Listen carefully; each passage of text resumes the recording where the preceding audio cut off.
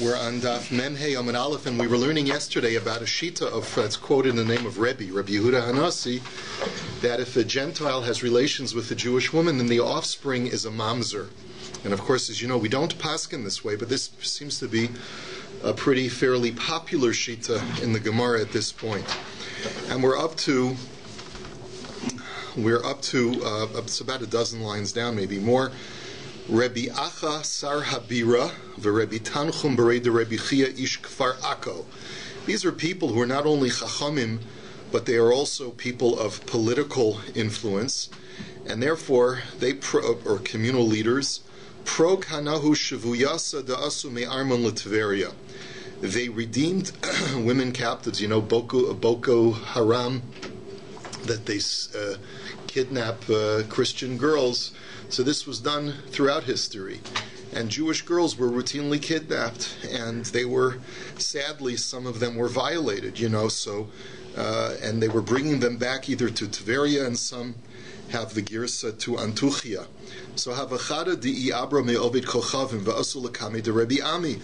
One of these girls, Nebuch, had become pregnant from a goy, and they came to Rabbi Ami and said, what's going to be the status of the child? So Amr lahu Rabbi Yochanan v'Rebbe Elazar v'Rebbi Chanina da Amri ovid kochavim ve'eved abal bas Yisrael v'lad mamzer. So Rabbi Ami responded and he said, well, listen, the three great Israeli Amoraim are of the opinion that the child is a mamzer. So Amar Rav Yosef Rabusa Lamechshav Gavri. So Rav Yosef says, you think it's such a big thing to mention a whole bunch of people? And that, in other words, what the question that he's asking is, like, if you just are trying to line up a whole number of rabbis who say one thing, I can give you an equally impressive number on the other side who say that the child is not a mamzer, because Haravu Shmuel beBavel v'Rebbi Yeshua ben Levi u'Bar Kapara be'Eretz Yisrael.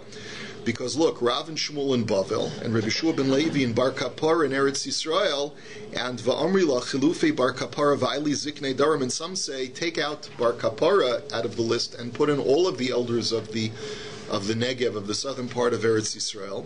And Amri, they all say, Ovi Kochavim Ve'eved Habal Bas Yisrael Avlad Kosher. They say that in that scenario, the child is not a mamzer, the child is kosher. So don't give me a compelling argument based upon the fact that you have so many Amoraim in Eretz Yisrael who paskin the child is a mamzer, because I'll give you an equally impressive list of rabbis who say the child is not a mamzer. So Ella Amar of Yosef Rebbe Dichi Asa Rav Dimi Amar Rabbi Yitzchak Bar Avudimi Mishum Rabbeinu Amru Obi Kochavim Ved Al Bas Yisrael Havlad Mamzer. So you know what is impressive though?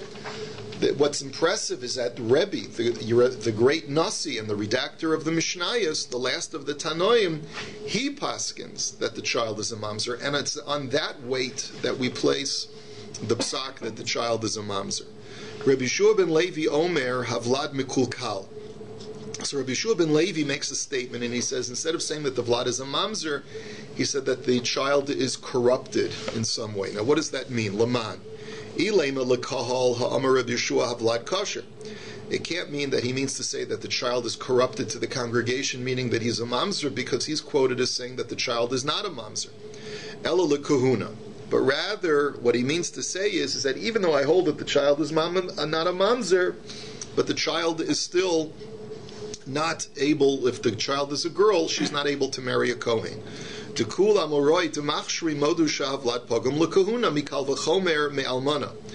they make the same kal v'chomer that we mentioned yesterday to show that the offspring of this union is not a mamzer, but is pogum to the kahuna. If it's a girl, she can't marry a Kohen. And the kal v'chomer was from an almana whose child is tainted if she marries a Kohen gadol.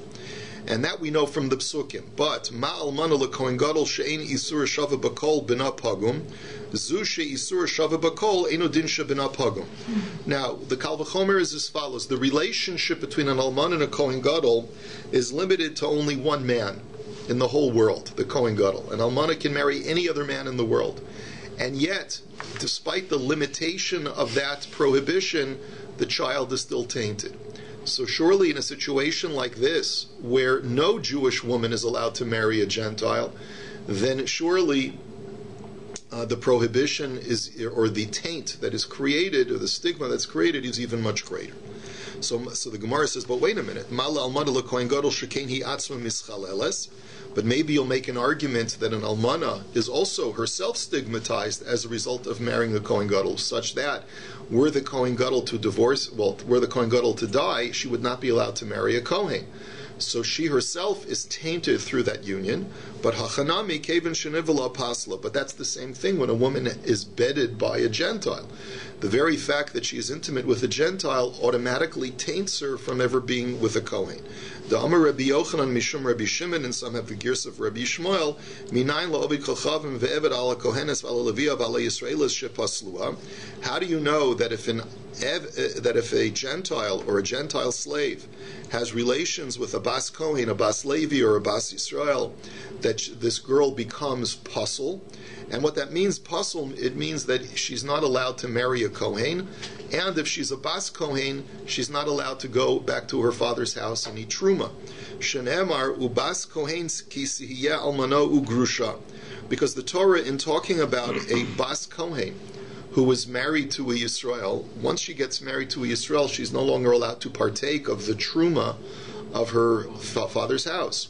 But once she becomes divorced or widowed, she does go back to her father's house. But what we learn from that pasuk is, Mi sheyesh lo almanus v'gerushin ba, yatzu obi kochavim ve'ebed she'en lehem almanus v'gerushin ba.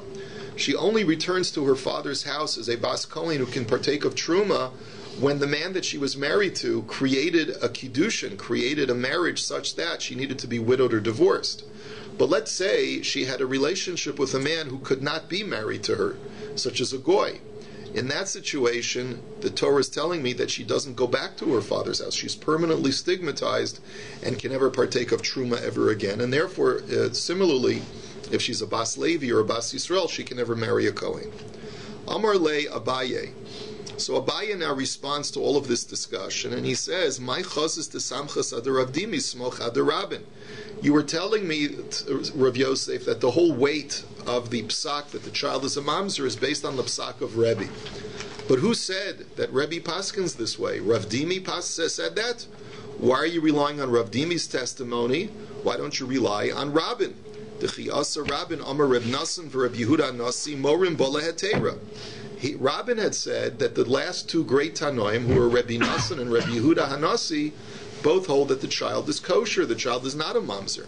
Uman Rebbe Yehuda Hanasi Rebbe, and we know that Rebbe Yehuda Hanasi is none other than Rebbe. So therefore we have a machlokes amoraim as to what Rebbe actually said. So if you're saying that the whole psak is based on the fact that Rebbe gets behind it, maybe Rebbe paskins the other way, that the child is kosher. The af Rav moraba hetera. And even Rav paskins that the child is not a mamzer. Very bizarre story. A man comes before Rav, and he says, Rav, let me ask you a question. What's the status of a person who was born from a Gentile father but whose mother is Jewish? So Amar lo avlad kosher. He said, well, that's a kosher Jew, 100% Jewish and kosher. So Amar le havli bratach. So the guy says, well, if that's the case, let me marry your daughter.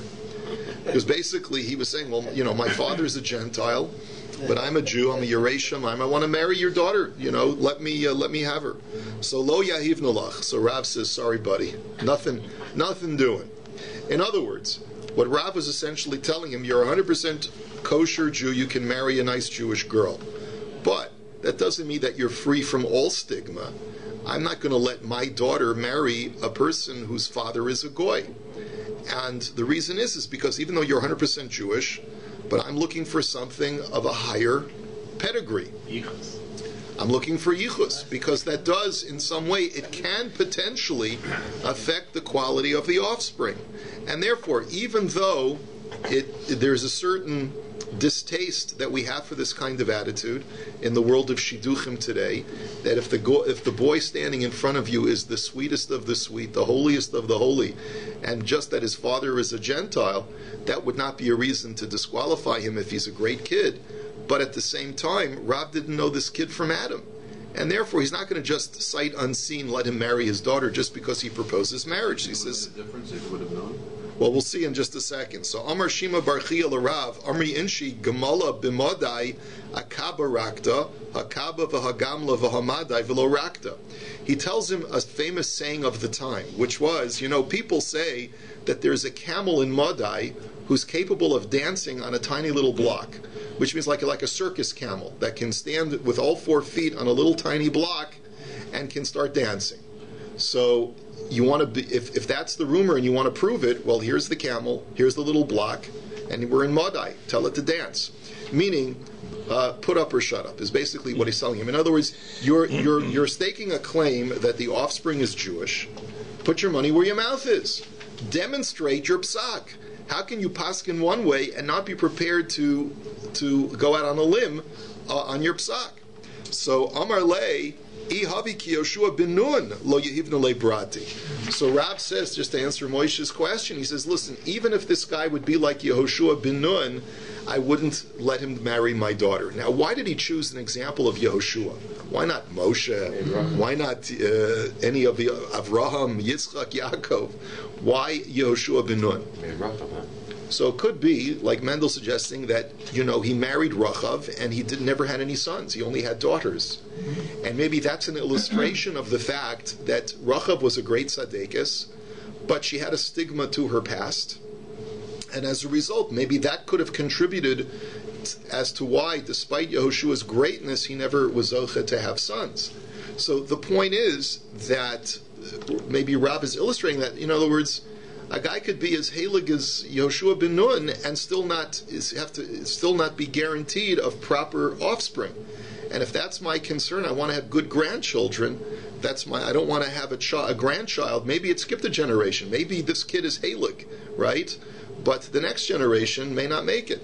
So Amar Lei Ihava ki Yoshua ben Nun Imarlo Yoiv Le Achrina Yavile. So the response of Shimi Bar Chia to Rav was just the opposite.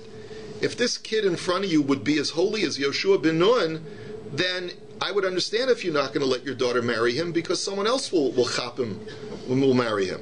But Imarlo Yoiv Le Achrina Lo Yavile. So, but if you don't let your daughter marry this guy because he's not such a great tzaddik, then how's he ever going to get married? In other words, you paskin, he can marry a Jewish girl, but now that you've rejected him, who's going to want him? So the Gemara says, Lo havaka asel mikamei. This poor young man is listening to this whole interchange and therefore says, I'm not moving, I'm not budging. So Yoiv boy ene v'shachib. So Rav looks at him contemptuously and he drops dead. In other words, you don't mess around with Rav. He said, no. It's no. No means no, and you don't pressure the Rosh Yeshiva, Rav, the Gadol Hador, who has the power to, with his eyesight, to turn you into a pile of bones. You don't start pushing his buttons. The Rav Masna Mora Bala Hetera. But then we continue the psak that Rav Masna also paskin that the child is not a mamzer when the father is a goy. The Rav Yehuda Mora Bala Hetera. Dechias Lakame de Rav Yehuda Amar Lei Zil Itamar Onisav Bas Minach. So Rav Yehuda also had a similar case, that a man once came to him. He said, my father's a goy, what's my status? So he said, you're perfectly fine to marry a Jewish girl. So you either have to go into hiding, which means disguise yourself, go to a place where no one knows you, and pass yourself off as just a regular Joe, and then find a nice girl to marry, or marry a girl from here that has the same stigma as you do, that her father is a goy as well. And, it might be harder to find, but that way you'll be able to find the shidduch. And the same thing when a person came before Rava, he said the same thing. Either exile yourself to a place where no one knows your mishpacha or your family circumstances, or marry a girl who has similar circumstances. So shalchu lei b'nei bein michsi l'Rabba misha chetzu eved b'chetzu ben chorin habal bas Yisrael mahu. So the town folks of Bein Michsi asked Rabbi the following question: if a person is half free and half slave, we learned about this case before. He was originally a full slave. He was owned by 2 partners, and one partner freed him. So he's a full yid, and he's half a slave. And he has a relationship with a Jewish girl. What's going to be the status of the child? So Amar Lahu, so Rabbi said back to them, Hashta Eved Kulo Amrinan Kosher Chetzu Mibaya. He said, I understand your question. If a full-fledged slave has relations with a Jewish girl, I paskin that the child is kosher, then surely if he's only half a slave and half a free man, then the child will be kosher. Amar Rav Yosef, Mara Dishmaita Mano Rav Yehuda. So who is the author of this psak that the child is kosher? That's Rav Yehuda. So, but I don't understand. The ha'amar Rav Yehuda misha chetzio eved v'chetzio ben chorin habal bas Yisrael oso vlad ein lo takana. But then how could Rav Yehuda at the same time be quoted as saying that if a person's half slave, half free man, and he has a relation with a bas Yisrael, the child has no rectification, meaning the child is a mamzer? How could Rav Yehuda on the one hand paskin that the vlad is kosher when the father is a goy, and on the other hand say that if he's half and half, the child is a mamzer? Doesn't make any sense. So the Gemara answers, Ki itmar de Rav Yehuda kagon de Kodesh bas Yisrael, de nimtzat tzad avdus shabo mishtamesh be'eshes ish. So the Gemara gives a very bizarre answer. Did you know that it's possible to commit adultery with your own wife? How do you commit adultery with your own wife? Okay, so the way it works is like this. This man, who's a half free man, half slave, presents kiddushin to a Jewish girl. So only half of him is really married to this woman because the goyish half of him cannot have kiddushin. The Jewish half of him is married to this woman. But now if the goyish part of him participates in the conjugal act, so then it turns out that he's committing adultery with a married woman, which is the other half of him. So he's committing adultery on himself. He's cheating on himself with his own wife. Split personality. He's got a split personality. Leave that person out. Right. Doesn't work because it's the same body. So therefore, that's the argument. The argument is that first he presents Kiddushin, and then he's intimate with her, and as a result, he's cheating on his own wife. With his wife. Okay? So the Gemara says, but wait a minute. The ha'amri nahardoi mishmei de Rabbi Yaakov l'divrei ha'posel posel afilu b'pinuya l'divrei ha'machshir machshir afilu be'eshes ish. Wait a minute, that answer is not going to work. You're telling me that the reason why the child is a mamzer is because the goy, half of him, is having an adulterous affair with his Jewish half wife, and therefore the reason the child is a mamzer is because, not because it's a goy who has relations with a Jewish woman, but a goy who has relations with a married Jewish woman is what makes the child a mamzer. That's the argument, right? So the Gemara is saying, but wait a minute, we have a psak from the rabbis of Nahardah in the name of Rabbi Yaakov that if you hold that a goy who has relations with a Jewish woman, the child is a mamzer, that's going to be true even if the girl that he has relations with is single. But if you hold that the child is not a mamzer, that'll be true even if a goy has relations with a married Jewish woman. He holds the child will not be a mamzer. And how do you know this? Both opinions are based upon the same case of Eishes Aviv. Now, what is Eishes Aviv? The Torah says that a man is not allowed to expose the nakedness of his father's wife. I can't marry my father's wife. And then immediately after, the Torah says, Lo yavo mamzer b'kal Hashem, that a mamzer may not come into the congregation of God. We learn from this adjacency that a person who exposes an erva produces a mamzer from that relationship.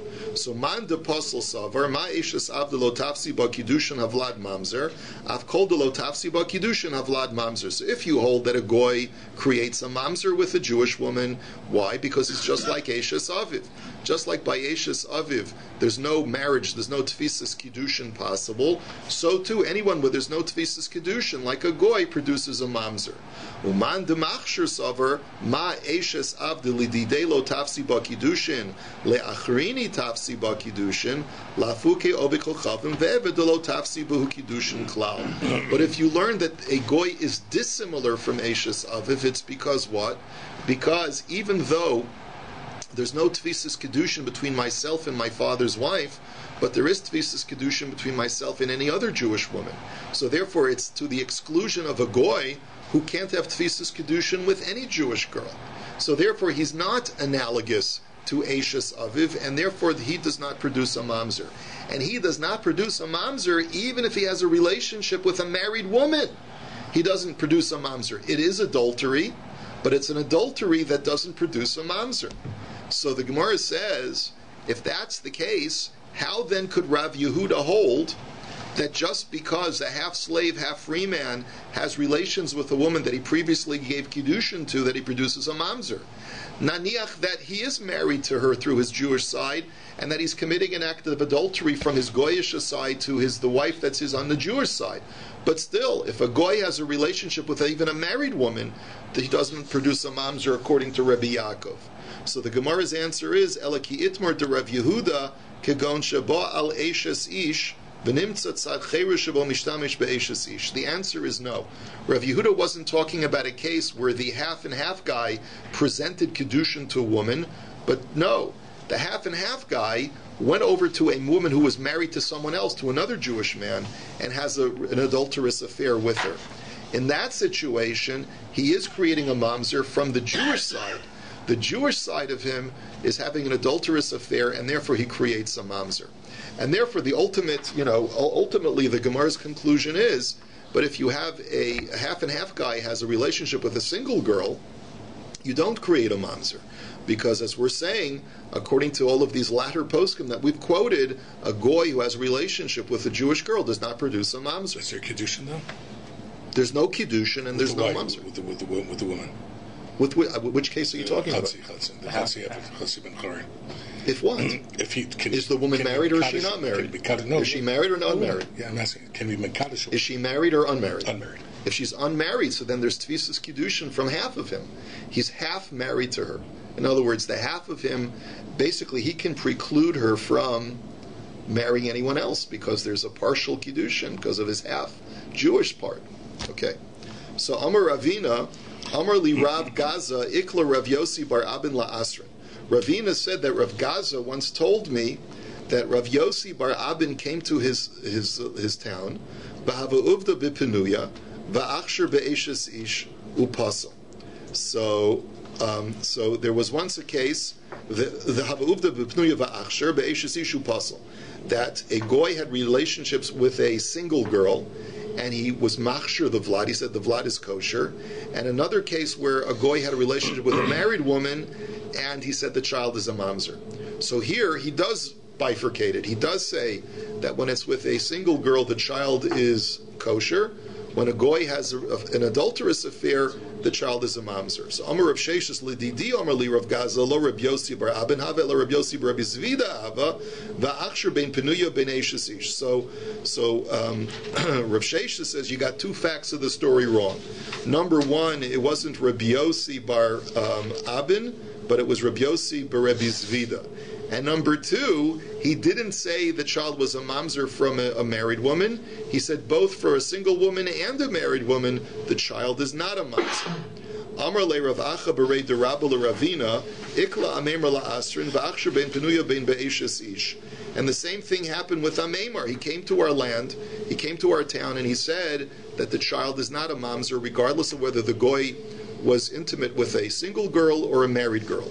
And v'hilchasa, and the final psak halacha is, Oved kochavim ve'eved haboal bas Yisrael havlad kosher, bein bepenuya, bein be'eshes ish. And the final psak says the Gemara, and this is how the Rambam paskins, that if a Gentile has an affair with a Jewish woman, regardless of whether she's married or not, the offspring from that relationship will not be a mamzer. This is a very important halacha that has practical applications, unfortunately. Now, it doesn't speak to whether the woman can she go back to her husband. It seems like for the majority of the poskim say no, she cannot go back to her husband because she's committed adultery. But if she becomes pregnant from that man, at least the child is not a mamzer. So if a Jewish woman's going to commit adultery, better with a goy than, I shouldn't even say that, it's not even funny. But the point is that you see that it's worse to have a child from a Jewish man in the context of marriage than from a goy. So it doesn't specify here that she's married or not. Yes, that's what we're saying. Bein bepenuya, bein be'eshes ish. So Rava achsherei l'Rav Mari bar Rachel umanya beporsei de Bavel. So Rava, now the Gemara says, there was a rabbi whose name was Rav Mari bar Rachel. He's quoted many times throughout Shas, and it's an unusual name. You normally don't say so-and-so the son of his mother, you say so-and-so the son of his father. Why was he called Ben Rachel and not Ben whatever his father's name was? Because his father was a goy. And yet, Rava placed him as one of the community leaders, as a gabbai, over the community. The Afal Gav de Omar Mar Som Tasim Alecha Melech Mikerev Achecha. Even though the Torah says that when you appoint a leader, a ruler in your community, he has to be from amidst your brethren, from which we learn is Kol Mesimel Shatamesim Al Yu Ela Mikerev Achecha, that any appointments of leadership in your community have to be from amongst your brethren, meaning they have to be from Jews who were born as Jews and not from people who converted, which is why there are shilas if a person who converts to Judaism, can he become the president of the shul or not? It's a big shaila in halacha. But nevertheless, ha'keven de'imo mi Yisrael mi kervachecha karinan bey. But here by Rav Mari there wasn't a shaila because he was born a Jew. His mother was Jewish, right? So he's much better than a convert because he was born Jewish. Now, after the Rabbi Chia bar Ami, atpala le'ayu avedes kolchavim l'shem intisa.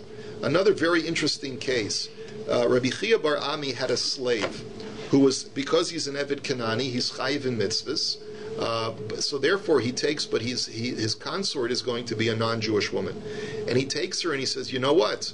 I want to do the mitzvahs properly, so I want you to go to mikvah so that you shouldn't be a nida, is what he tells her. Now, even though there's no halacha that way, but he felt that this was the right thing to do, so he tells her, go to mikvah. She goes to mikvah to fulfill the mitzvah of tevila for hilchas nida. And so Amar Rav Yosef Yachilnu la'achshurei ba uvivratis. Rav Yosef says, I can not only say that now this girl is Jewish, this former non-Jewish woman is now Jewish because she went to mikvah for the sake, even though she went to mikvah for the sake of nida, but since she's doing it for the sake of a mitzvah that only a Jew is chayav in, she's sort of, by definition, making herself as part of the Jewish people. And furthermore, even though afterwards she consorts with an Eved, but an Eved who has relations with a Jewish girl, the offspring is Jewish, so therefore her daughter will be Jewish as well.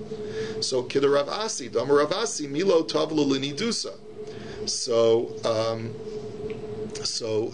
And the reason why she is going to be a kosher convert is like Rav Asi had once said, and we're going to see a story in just a minute about a man that people started a rumor that his mother was a Gentile.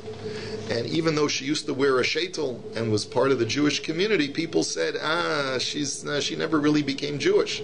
We have cases like that, especially after the war, where a guy takes a Polish wife or a Romanian wife and he brings her back to the United States or wherever, and he passes her off as a Jew, and she lives taka as a Jew, but she never had a gerus. So the question is, their children, are they Jewish or not? So what did Rav Asi say? Listen, at some point she must have gone to mikvah for nida if she's living a frum life. So even though she never had a formal conversion, the fact that she dunked in the mikvah for that purpose allows her, and she's acting as a frum person, allows her to be considered Jewish as well. That works as a tefillah for gerus as well. And bivrata, and the reason why her daughter is kosher is because is because I paskin like those rabbis who say that the child is not a mamzer. Now, hahu dehavu karule bar armiasis. Here's the story. There was a man that a rumor spread that his mother had never converted to Judaism. His mother was a goya. So Amar Avasi Milo Tavlu Lenidusa. So he said, listen, she must have gone to mikveh at some point, so that was her gerus. Now Tosfos asks a very interesting question. I understand that she's toivel and she's acting as a frum woman, but don't you need a beis din to be present when a person converts to Judaism? So Tosfos gives a very important answer. He says the purpose of a beis din is for kabbalas mitzvahs, not for the actual tevilah. It happens to be that at the tevilah is the pivotal moment when the person converts. So you need a beis din present to testify that at the moment of conversion the person is makabel mitzvahs. But if we already know that the person is a practicing Jew for all intents and purposes, then you don't need a beis din present when they go to the mikveh.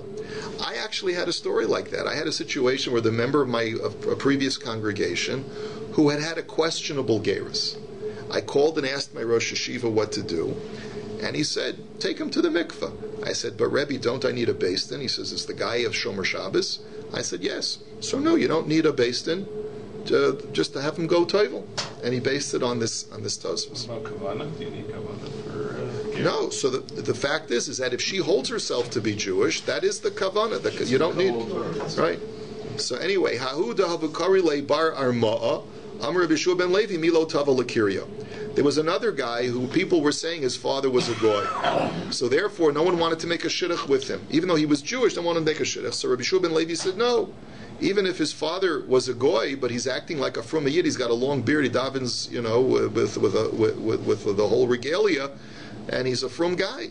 So even though he may not have officially converted, but at some point he must have gone to mikveh, right, for carry or for some other purpose, and therefore that was his gerus. Amar Rav Chama Bar Guria Amar Rav Halokeach Eved Min Ha'obek Chavim V'Kodem V'Tav L'Shem Ben Chorin Kana Atzma Ben Chorin. So now he tells us another halacha. If a person purchases a slave from a non-Jew, so a Yid goes over to a non-Jew who owns the slave and he pays good money for the purchase of that slave, and on the way to take him back to his house, the goy says, do you mind if I stop off at the mikveh for a minute? And he goes and stops off at the mikveh, dunks l'shem gerus. The halacha is he goes free. I mean, he's now official, he's a member of our tribe, and he's a yid, and he's no longer an indentured servant to anyone, and the guy's lost his money. So my time, what's the reason? Because obikochavim gufa lo kanile. Because the halacha is, as we'll see later on in tomorrow's Gemara, a goy cannot own another goy as a slave. So therefore, this person technically is not a slave until he starts his servitude for the yid. So my dekani lehu demakni leili Yisrael. What makes him an indentured servant? His voluntary servitude or indentured state when he starts working for the Yisrael. The kevin dekadam v'tava l'shem ben chorin afke l'shibudei. But once, the fact that on his way to becoming his slave, he dunks himself in the mikveh, he removes any financial lien that was placed upon him by the sale. And he basically preempts the servitude that would have started with the Yisrael. Kida Rava, and this goes like Rava. The Amar Rava, hektish chametz v'shichrur mafkiyan midei. But Rava had said that there are three things that even though there's a financial lien on these items, but you can actually remove the financial lien by changing their halachic status. And what are they? Hektish. Let's say I take my cow and I make it as collateral for a debt that I have with another person. And then, before the debt matures, I declare the cow to be hektish. Right? So that's a situation where the lien is removed off of the cow.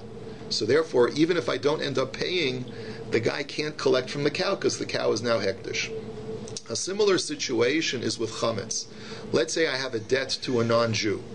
A non-Jew is allowed to eat chametz on Pesach, we know that, but because for me, I'm not allowed to have chametz on Pesach, it now becomes ownerless halachically, so therefore the lien is removed if I assign a warehouse full of bread as the collateral for a debt that I owe the goy.